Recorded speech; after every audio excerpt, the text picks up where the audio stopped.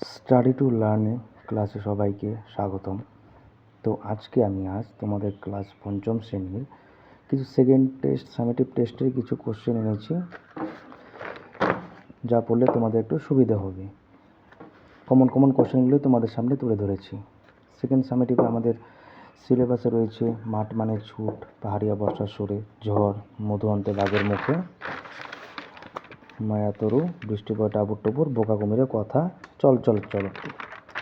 তো এখান থেকে তোমাদের জন্য কিছু কিছু কোশ্চেন রেখেছি, এগুলো পড়লে তোমাদের অনেকটাই হেল্প হবে সেকেন্ড সামেটিভ টেস্টের।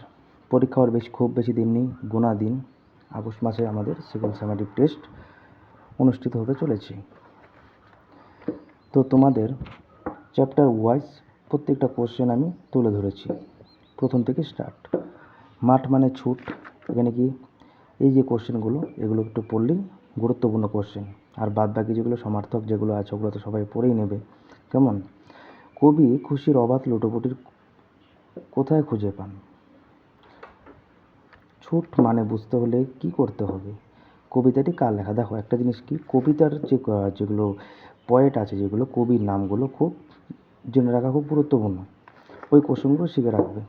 নেক্সট কী আছে? পাহাড়িয়া বর্ষার সুরে কী আছে কোশ্চেন রেখেছি তোমাদের সামনে সেকেন্ড চ্যাপ্টারের। অনাবৃষ্টির ফলে মানুষ, পশু পাখি, গাছপালার কেমন অবস্থা হয়েছিল? এটি ভেরি ভেরি ইম্পর্টেন্ট। দুয়ের দাগের কোশ্চেন, ভগবানের প্রাসাদে পৌঁছে ব্যাঙ কী দেখলো?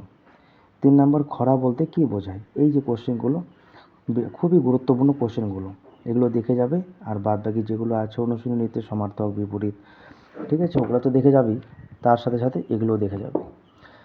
নেক্সট ঝড় কবিতা রয়েছে সিলেবাসে। 1 দাগের কোশ্চেন, দুপুরবেলা চারিদিক অন্ধকার হয়ে গেল কেন? অর্থাৎ এই কবিতাতে রয়েছে ঝড় কবিতার এখানে যখন একটি ঝড় হয়, ঝড় হওয়ার আগে যেরকম পরিস্থিতি হয়, আকাশে চারিদিকে ঘন ঘটা মেঘের চারিদিক ছেয়ে থাকে, সেই মেঘের জন্য চারিদিক অন্ধকার হয়ে গেল। আর কবিতার উপর জানাই আছে, তোমরা সকলেই এই কোশ্চেনগুলো দেখে নিবে।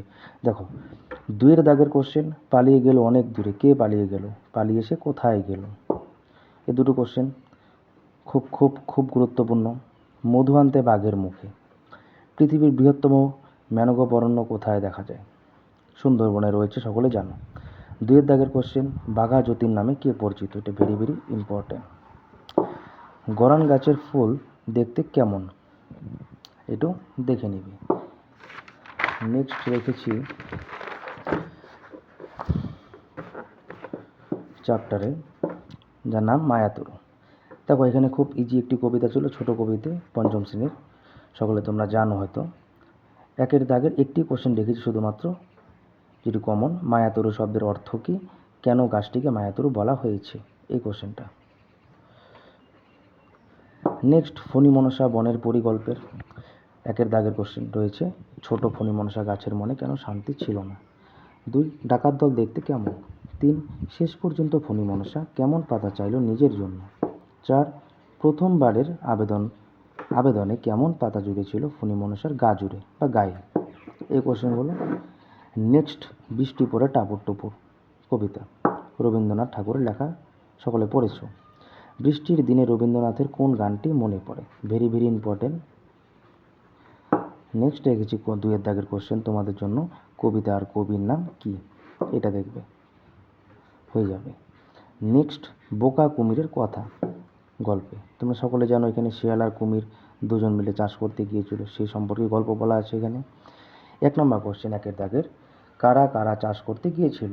2 চাষে কার লাভ আর কার ক্ষতি হয়েছিল? ভেরি ভেরি ইম্পর্টেন্ট এই কোশ্চেনটা, 2 দাগের কোশ্চেনটা বেশি গুরুত্বপূর্ণ, বাট এগুলোও দেখে নেবে।